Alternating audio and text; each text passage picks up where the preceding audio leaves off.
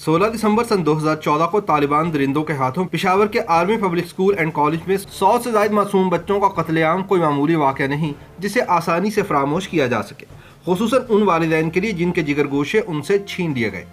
हमले में शहीद होने वाले बच्चों के वालिदैन आज भी अपने लाडलों को याद करते हैं और उन लोगों को कोसते हैं जिनकी गैर जिम्मेदारी की वजह से इतना बड़ा वाक़या रूनुमा हो गया। सानहे के बाद army public school and college की दीवारें ऊंची कर दी गई, उन पर खारदार तार भी लगवा दी गई। स्कूल के अंदरूनी और बैरूनी रास्तों पर चौकस पहरा लगा रहता है।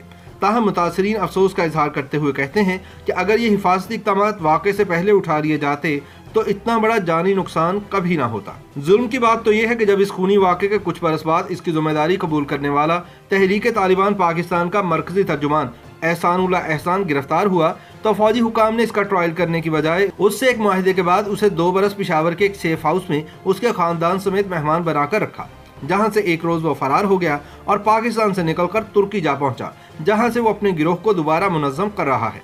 मेरा नाम एहसानुल्लाह एहसान है। 11 जनवरी 2020 को अल्लाह ताला ने हमारी मदद की और हम पाकिस्तानी इदारों के कैद से फरार होने में कामयाब हो गए हैं, अल्हम्दुलिल्लाह। हमें सवारी की ज़रूरत थी जिसको मैंने ऑनलाइन बुक कराई, क्योंकि मोबाइल तो हमारे पास पहले से होता था, हम उसे इस्तेमाल करते थे।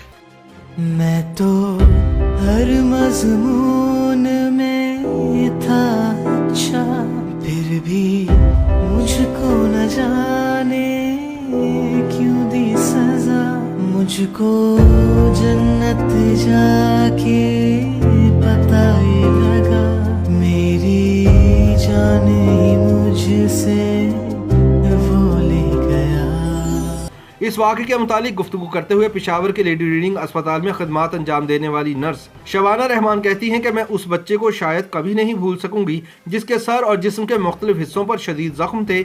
उसे गोलियां लगी थी, खून उसके जिस्म से बह रहा था और वो मुसलसल तिलावत कर रहा था। उस बच्चे का हौसला बहुत बुलंद था। जिस रोज पेशावर के आर्मी पब्लिक स्कूल के हमले में शहीद और जख्मी होने वालों को यहाँ लाया गया तो वो ड्यूटी पर थी। वो अस्पताल के ट्रॉमा सेंटर में तैनात थी और उन्होंने बहुत सारे जख्मियों को तिब्बी इमदाद फराहम की थी। शबाना रहमान को वो दिन आज भी अच्छी तरह याद है। उन्होंने बताया कि उस रोज पेश आए चंद एक वाकयात तो उनके जहन पर नक्श होकर रह गए हैं, जो अक्सर उन्हें परेशान भी कर देते हैं।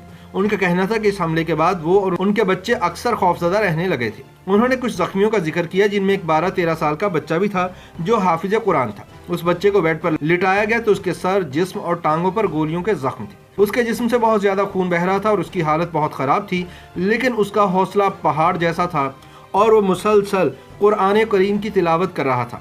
शबाना रहमान ने बताया कि डॉक्टर और स्टाफ उस बच्चे का इलाज कर रहे थे, लेकिन वो खामोशी से सिर्फ तिलावत कुरान पाक करता रहा, यहाँ तक कि उस बच्चे की रूह परवाज कर गई। शबाना का कहना था कि वो उस बच्चे को आज भी भूल नहीं पाए। शबाना ने बताया कि उनकी जिंदगी में यह ऐसा पहला वाकया था जिसमें एक मरते हुए बच्चे ने इतनी बहादुरी का मुजाहरा किया हो। नर्स शबाना रहमान के लिए वो दिन कैसा था, आइए उन्हीं की जुबानी सुनते हैं। शबाना कहती हैं कि वो सुबह अगरचे एक मामूल की सुबह थी और हम सब स्टाफ मेंबर ट्रॉमा सेंटर में मौजूद थे जब अचानक इत्तला आई कि army public school and college पर हमला हुआ है और जख्मियों को अस्पताल लाया जा रहा है। हमने इसके लिए तैयारियां शुरू कर दी और मतलूबा सामान स्टोर से ले आए।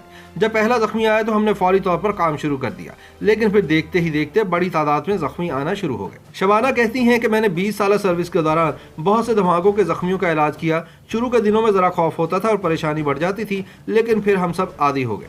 लेकिन आर्मी पब्लिक स्कूल का वाकया बहुत मुख्तलिफ था। इसमें बहुत ज्यादा जख्मी थे जो सब कम उम्र बच्चे थे। इसी वजह से स्टाफ के अरकान ज्यादा परेशान हो गए।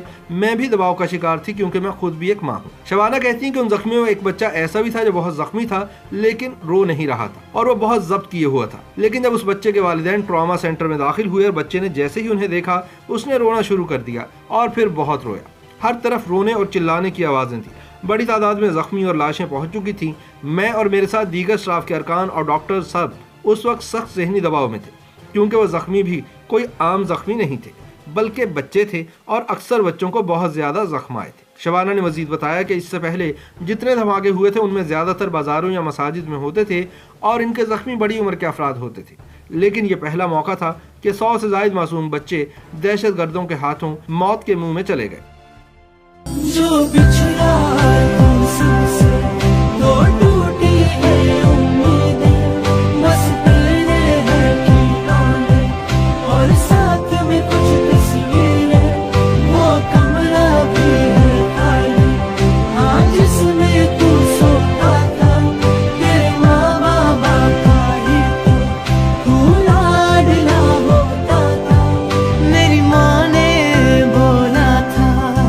बिछड़ जो जाते हैं, हाँ एक दिन वो फिर से जन्नत में मिल जाते हैं।